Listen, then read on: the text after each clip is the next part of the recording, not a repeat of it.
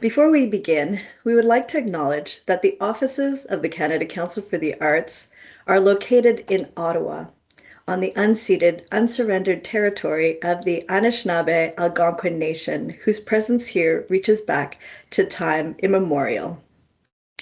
The Council recognizes the Algonquins as the customary keepers and defenders of the Ottawa River watershed and its tributaries. We honor their long history of welcoming many nations to this beautiful territory and uphold and uplift the voice and values of our host nation. The Council also respects and affirms the inherent and treaty rights of all Indigenous peoples across this land. It has and will continue to honor the commitments to self-determination and sovereignty we have made to Indigenous nations and peoples. Furthermore, the Council acknowledges the historical oppression of lands, cultures, and the original peoples in what we now know as Canada, and fervently believes the arts contribute to the healing and decolonizing journey we all share together.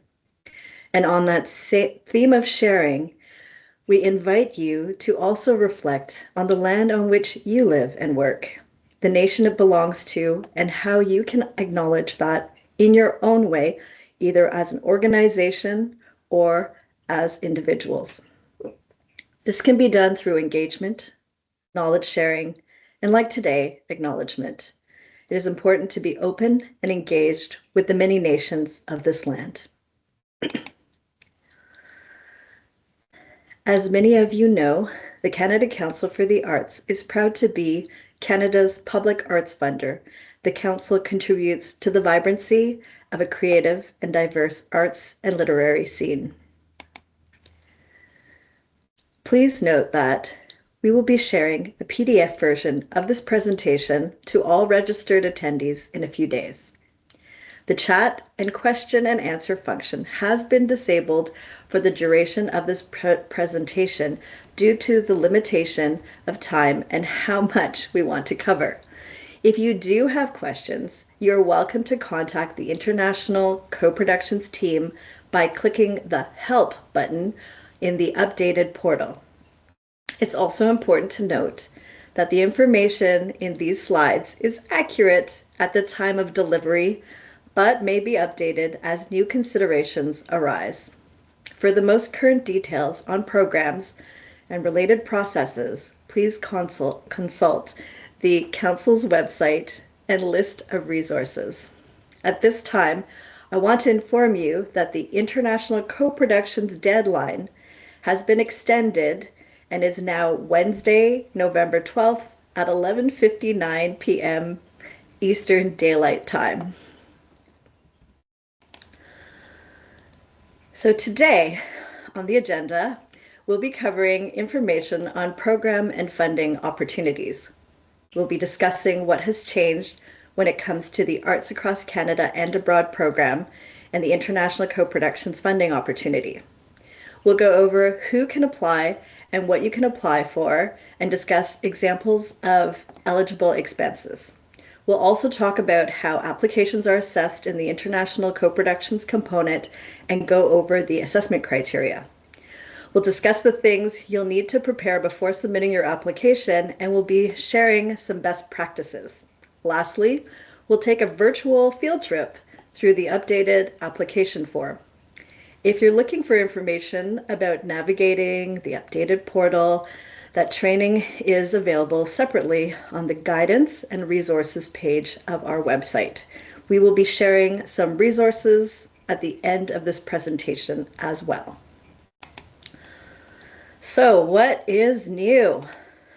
Previously, the Arts Across Canada and Arts Abroad programs were two separate programs. One focused on supporting national activities and the other focused on international activities. As a result, applicants had to separate their Canadian and international activities and apply for separate funding. These programs have now been merged into one program called Arts Across Canada and Abroad that funds both national and international activities, leading to more streamlined and flexible application process, with reduced administrative burden and confusion for applicants. The grants that are most impacted by this change are representation and promotion, circulation and touring, and microgrants. Microgrants is a brand new funding opportunity at the Council that will fund travel and professional development activities and has replaced the travel and professional development grants. We will be hosting, I believe the webinar has already taken place, but if you would like to learn more, please visit our website.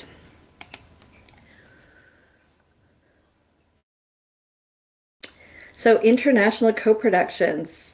The International Coproductions component provides support for the realization of new works or exhibitions developed for the public by Canadian artistic groups and arts organizations in partnership with foreign arts organizations.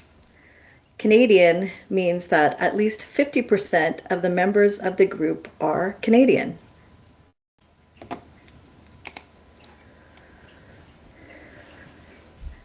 So what has changed? The Arts Abroad Co-Productions component is now called International Coproductions. This change is intended to make it clear to applicants that only co-productions that are international in scope are eligible for funding. Although the main objective of this funding opportunity remains unchanged, there are a few important changes to highlight. The budget form is now integrated into the application form with two separate tabs for revenues and expenses. When filling these out, make sure that these are balanced.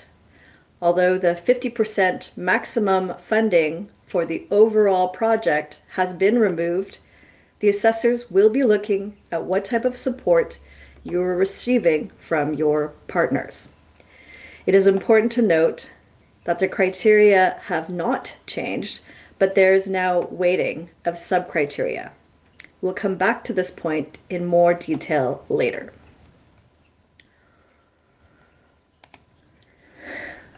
So who can apply? The profiles that are eligible for this component are artistic groups, First Nations, Inuit, or Métis groups or collectives, artistic organizations, First Nations, Inuit, or Métis not-for-profit organizations, and presenting organizations. Applicants must have received at least one Canada Council grant in the last 5 years. More information on each of these new profiles is available on the Creating Your Applicant Profile page of our website. Please be sure to review this information carefully, especially if you are the first-time applicant. Please note that individuals are not eligible to apply to this component. So what can you apply for? You can apply for one of two types of co-productions: artistic co-productions and financial co-productions. Artistic co-productions is when two or more artistic groups and/or organizations combine creative, financial, and human resources to produce an artistic project and share credit as the creators, producers of the production, exhibition, or publication. Financial co-productions is when a festival or presenter contributes financially to a new or unfinished artistic project being created and produced by a foreign artist, artistic group, or organization for public presentation in Canada. Reamounts could be eligible, but please remember that within a competitive context, this might not be as competitive unless you are able to make a strong case that the work is indeed new. The maximum grant amount per application is $5,000. Now let's talk about eligible expenses. We have included here some of the most common expenses listed in applications. This is not an exhaustive list, but it gives you a good idea. Artistic and project expenses like artistic and professional fees, honoraria for elders and knowledge keepers, co-production fees paid to international artists, groups, or organizations. Production, technical, and programming expenses, travel expenses, administrative, marketing, and communications expenses, safety-related costs, and childcare dependent care costs. Note that the previous maximums for things like accommodations and per diems have been removed. A new piece to highlight is the new item for childcare.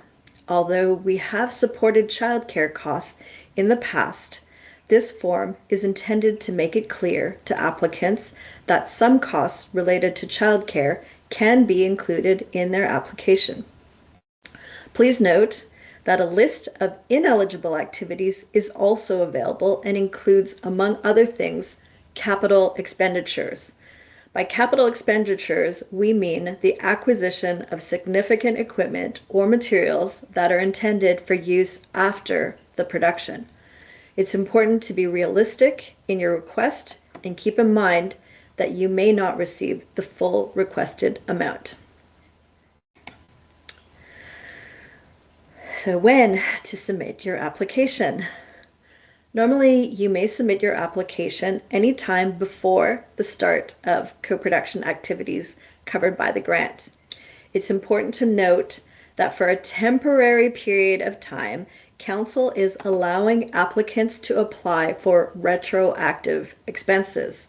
As the portal was inaccessible recently, we will accept retroactive expenses incurred between March 26th and November 26th, 2025 on an exceptional basis. If your production began during this period, even if it has already ended, you can still submit an application. If you plan to do so, please do then speak in the past tense with actuals. Note that for this component, the evaluation and processing of applications only begins after the deadline. Results are generally communicated up to 5 months after the deadline, not from the day the application was submitted. Therefore, if you submit your application well before the deadline, it will take longer to receive your results.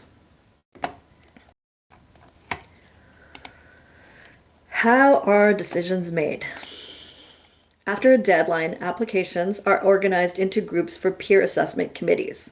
Peer assessment is the basis for most of the Council's funding decisions. It ensures integrity, transparency, and inclusiveness. Some components, like International Coproductions, are assessed by external peer assessors, and others are internally assessed. Peer assessors are selected based on the types of applications we receive. A new committee is put together for each competition. Peer assessors are invited by program officers and are approved by directors. They are selected based on experience, expertise, and location. They evaluate and score applications against the assessment criteria, discuss and work together to agree on a ranked list of applications, and they are paid for their time reading applications and participating in committee meetings. When selecting peers, we make sure the diversity of the committee reflects the diversity of the applications. If you would like to become a peer assessor, you can self-nominate through your portal account. How are applications assessed? So applications for this component, people really want to get in touch with me right now. Applications for this component are evaluated according to 3 criteria: artistic, impact, and feasibility. For the next 3 slides, you'll see an overview of each of the assessment criteria. Each criterion includes 2 or 3 sub-criteria. I won't spend too much time here, as this information is included in the useful information section of the application, which you will see a little later on. What I particularly want to highlight are two things. First, the sub-criteria. Note that your score for each criterion is calculated based on the results obtained for each of the sub-criteria. Second, the minimum score. This is the threshold you must achieve for the peer assessor's scores to be eligible, from the peer assessor's scores to be eligible for consideration for funding. It does not mean you automatically receive a grant. Our program's budget will ultimately determine how many grants we can award. However, if you meet or exceed this threshold, your application can be considered. Weighted assessment criteria. Let's look at artistic. There are 3 sub-criteria. Here we want you to think about the artistic quality of previous work and how it might relate to your co-production. Consider this point when you are selecting your support material. This sub-criteria is out of 20. Second is the artistic rationale for your project. For example, why does this co-production need to be in, let's say, Mexico, as opposed to somewhere closer to home? You'll want to explain why you have chosen a particular location and how it relates to your production. The sub-criteria is out of 20. And finally, we want you to demonstrate to us how your partners are suitable and their involvement. This sub-criteria is out of 10. You must obtain a minimum score of 35 out of 50 to be considered for a grant. Next, we have impact. Again, you'll see there are 3 sub-criteria, each out of 10. Here, we are looking at the potential for the project to develop and enhance your international profile in Canadian arts practice, build international connections, and generate future opportunities. Impact is really about addressing how this opportunity is going to have a positive influence on the international profile of the organization or group applying, Canadian artists or arts practice. Your co-production must include opportunities in which you will be building international connections and generating future opportunities. The minimum score your application must receive 15 out of 30.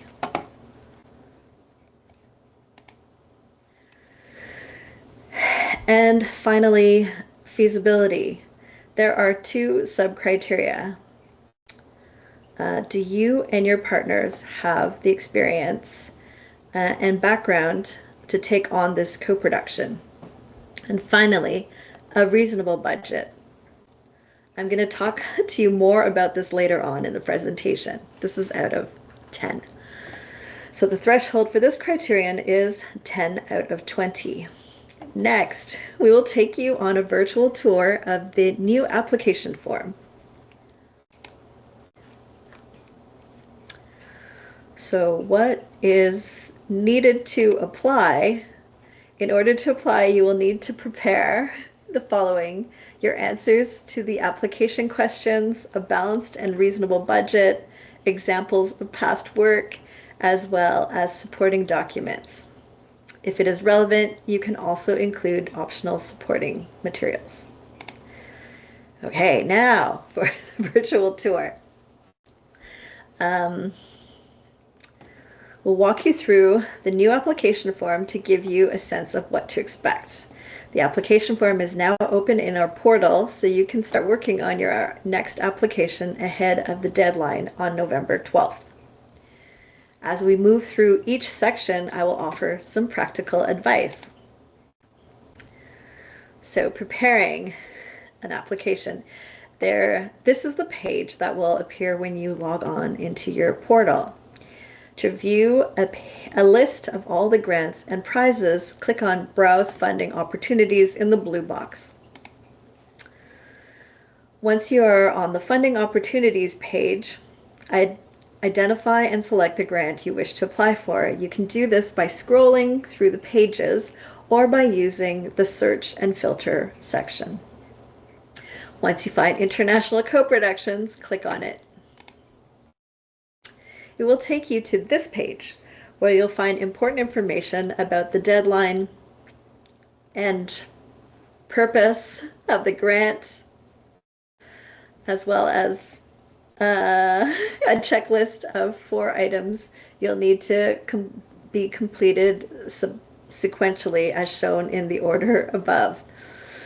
Account information, strategic group information, if you belong to one of Council's strategic priority groups, applicant profile, and application form, which includes your project budget.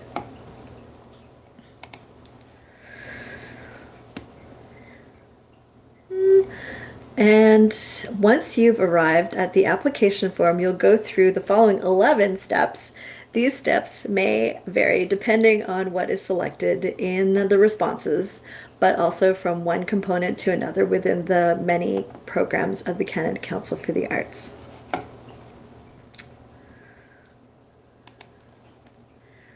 Let's start with step 1. Here you'll be required to include basic information about your project, such as a name to your application and a short summary of your proposed project. You'll also need to select your field of practice, for example, music, visual arts, etc. The type of activity you're proposing, as well as the start and end dates of the proposed project. You'll notice to the right a column entitled Helpful Information. This section now replaces the separate guidelines document that were available for download on our website. This section brings together key information on eligible expenses, assessment criteria, as well as tips and tricks and considerations when answering questions. It will be visible at every step in the application process, providing new information corresponding with each section of the application. You should be referring to it often.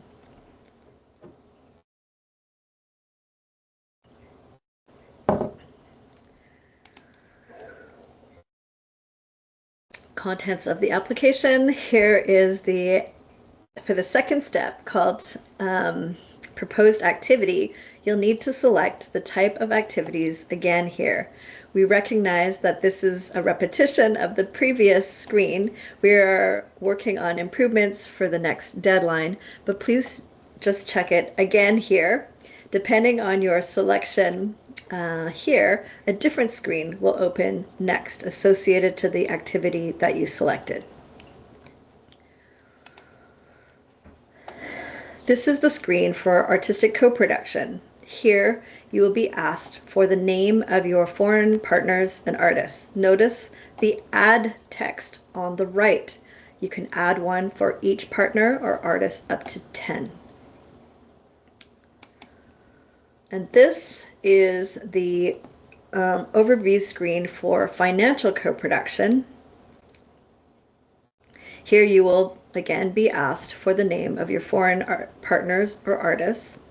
Notice the add text on the right here as well. You can add one for each partner or artist, again up to 10. Once you reach the next step, activity description, you'll need to describe the proposed activities. This is the first narration portion of the application, and the useful information section can guide you on what to include.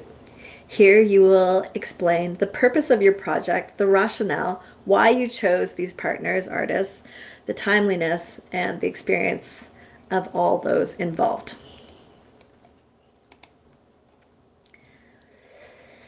Now you've completed the activity description section, you'll move forward to the respectful and ethical cultural and artistic practices step, where you will indicate whether your project includes the participation of intellectual property, cultural knowledge of First Nations, Inuit, or Métis individuals or communities. If you answer no to these questions, you will move directly to the next step of the application. If you answer yes to the questions, text boxes will appear and you'll be asked to provide additional information. Your answers to these questions will become an important part of the application and the evaluation criteria. As indicated in the useful information column, you will be asked to demonstrate that you've taken steps to foster genuine and respectful interactions with participants from these communities, including respect for Indigenous protocols, principles, and intellectual property. Your application may be unsuccessful if you fail to demonstrate these points. As we've discussed, impact is an important criteria in the assessment of your application. This section is very important in demonstrating to peer assessors how this opportunity will contribute to raising your international profile within your practice and artistic community, establishing connections and promoting knowledge exchange and generating new opportunities for you in the future. We notice that generate future opportunities is appearing in the second and third questions. We are trying to fix this. The second question should align with the assessment criteria and should only say, how will this project build international connections? Once you've completed the impact section, you'll arrive at the 7th step, the activity timeline. Here, you will need to explain the project timeline. This is where you will be asked to identify the different stages of your project that will help you meet the deadline and achieve your objectives. This is also where the peer assessors will be able to better understand your work plan for the duration of your co-production. The project timeline should be as detailed as possible based on the information you have at the time of application. You will notice that in the useful information section, we state which evaluation criteria is relevant to this section. This can help you tailor your answers to the evaluation criteria presented earlier and understand how they will be scored. With the activity timeline now completed, you'll move on to the 8th step, where you will start to fill out the budget.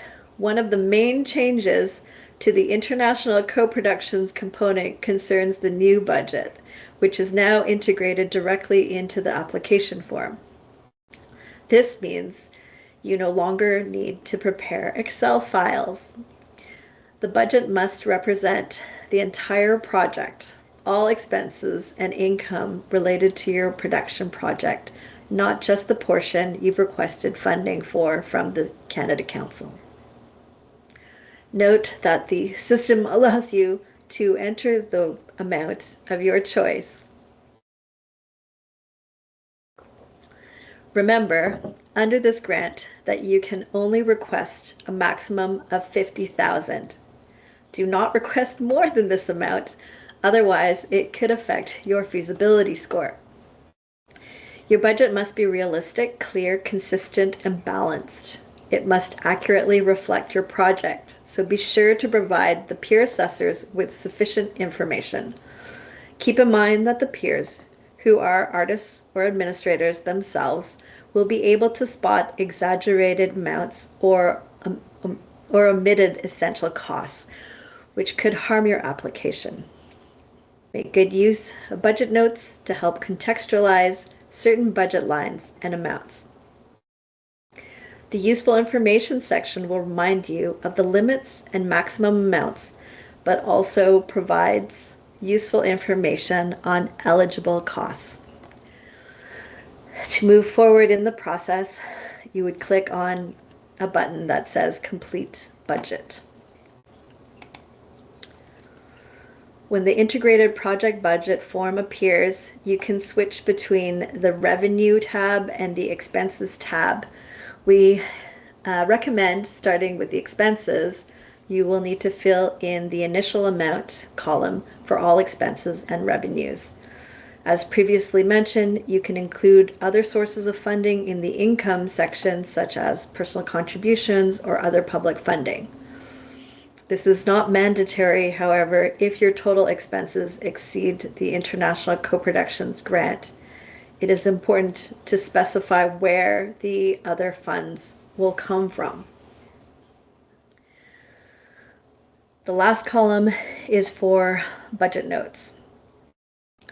The middle column is reserved for project updates and final reports, which are useful after a grant has been awarded. You must fill in the appropriate budget lines for your project with the amounts and the budget notes. If certain budget lines do not apply to your budget, do not fill them out. Table summarizing the total amounts can be found at the bottom of the budget.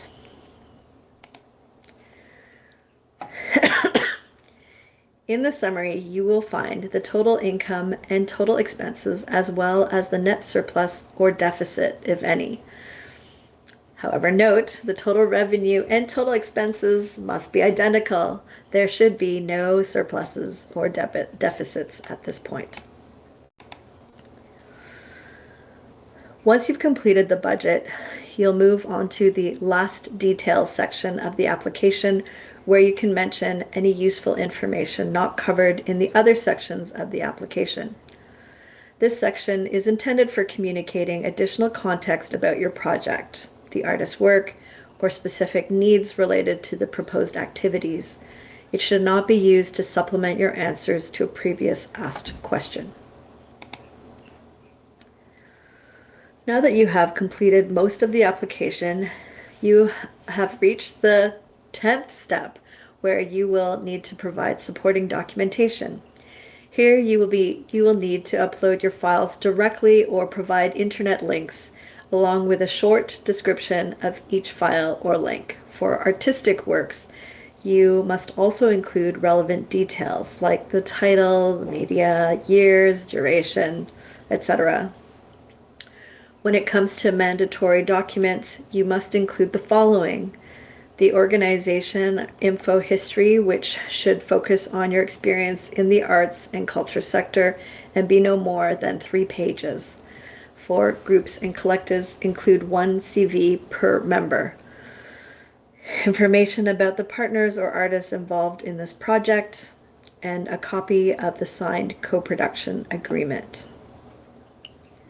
Again, this information is found in that column on the right. You must also include at least 1 artistic example of previous work. For example, should be directly related.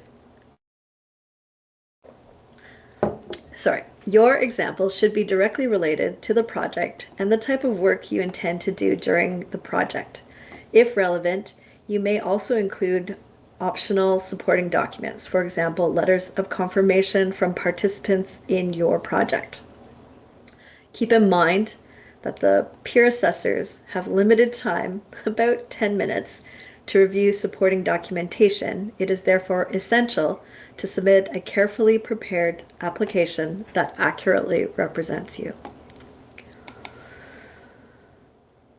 Finally, you've arrived at the final step, the declaration. Here you will end the application with your declaration that confirms everything written in the list you see. And that everything you have included in the application is, to the best of your knowledge, correct. That if you are applying on behalf of someone else, you have the authorization, and that you understand the responsibilities associated with funding if this application is successful.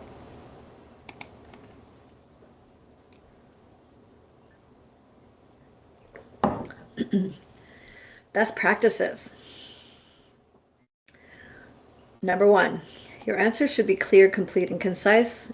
They should be as well written as possible.